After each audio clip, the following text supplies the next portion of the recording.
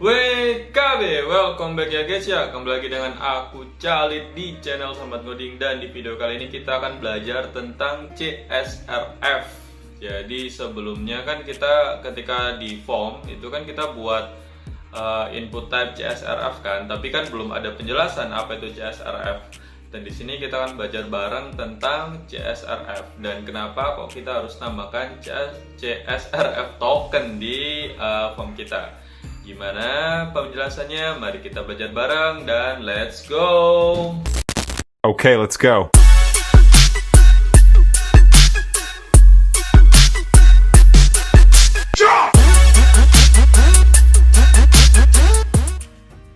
Alright guys, jadi sebelumnya kan kita sudah belajar membuat CSRF kan, tapi kita tidak tahu apa itu CSRF. Dan di sini aku juga untuk mempelajari tentang CSRF, aku browsing pada 3 website dari geekgeeks4.org, kemudian ada di Medium juga sama di codingstudio.id. Ini untuk memahami tentang CSRF atau cross-site request forgery.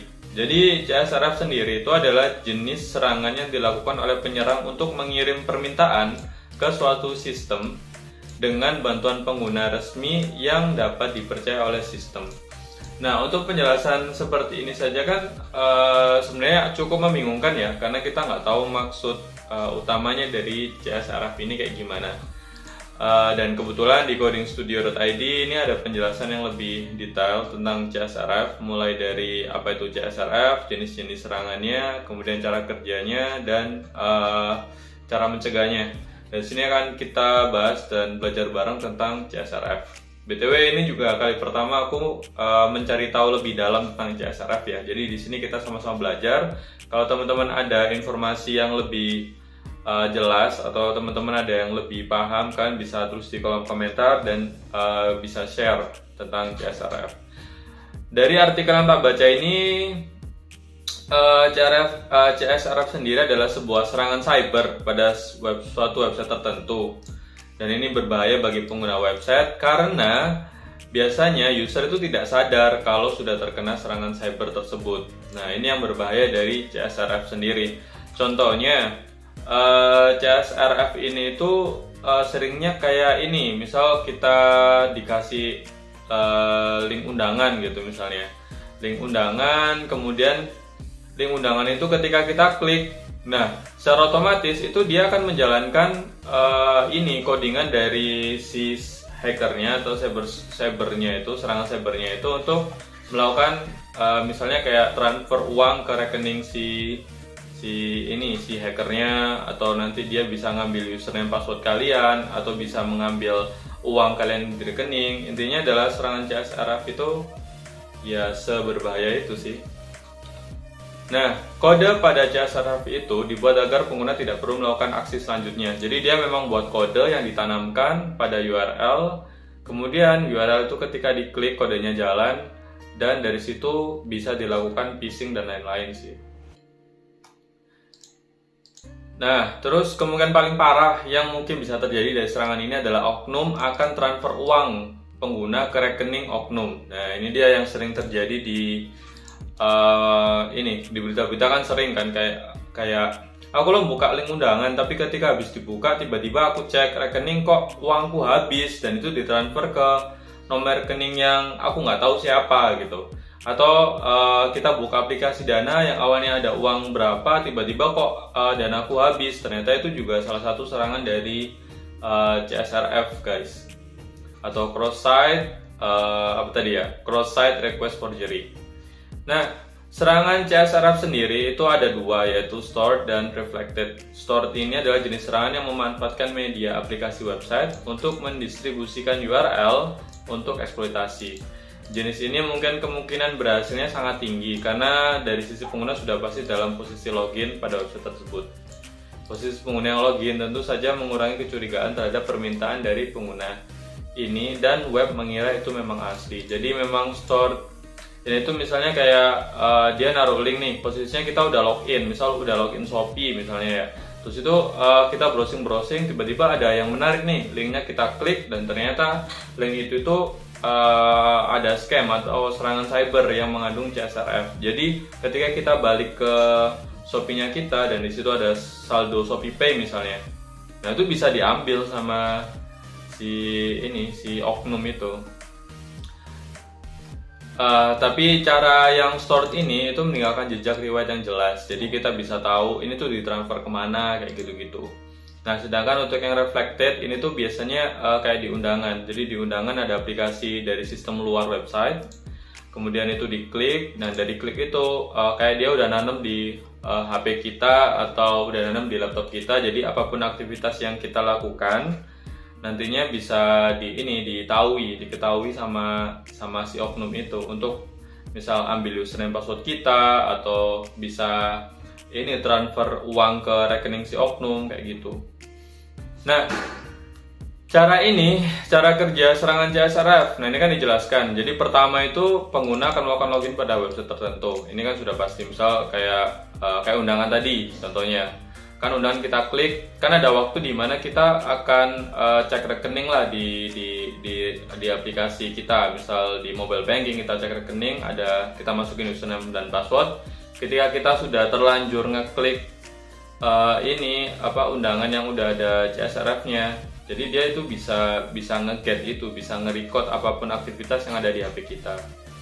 Terus pelaku akan melakukan phishing. Nah, phishing ini yang tadi yang tak jelasin, yaitu phishing itu kayak dia bisa kayak serangan dari dalam gitu kan, mendorong pengguna untuk klik URL tersebut. Kemudian setelah URL diklik, maka perintah akan langsung berjalan, baik itu mengganti password, perintah transfer, atau juga perintah lainnya yang berbahaya.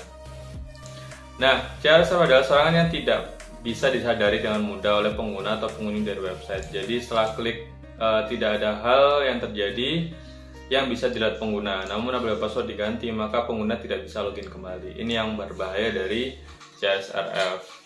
Nah, cara mencegah CSRF sebenarnya dengan itu tadi, kita di website kita itu ada secret validation token atau random validation token. Kalau secret validation token ini jadi caranya itu adalah pihak website memastikan permintaan dilakukan berasal dari pengguna. Jadi permintaannya itu memang dari pengguna saja, bukan dari aplikasi luar. Kayak tadi kan, karena kan kayak misal CSRF tadi kan dia menanamkan codingan kan. Jadi codingan itu ditanamkan, kemudian codingan itu yang melakukan request. Nah, dengan adanya secret validation token itu si pengguna website, si pemilik website itu bisa tahu kalau ini requestnya dari si user yang asli, atau ini bukan dari user yang asli, jadi dia nggak akan dijalankan kayak gitu.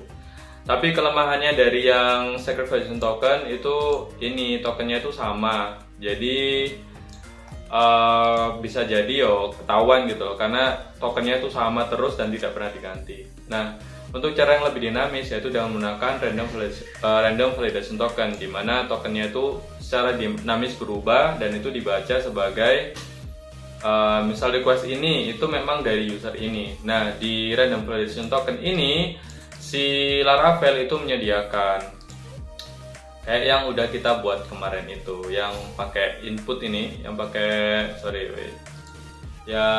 input CSRF token ini.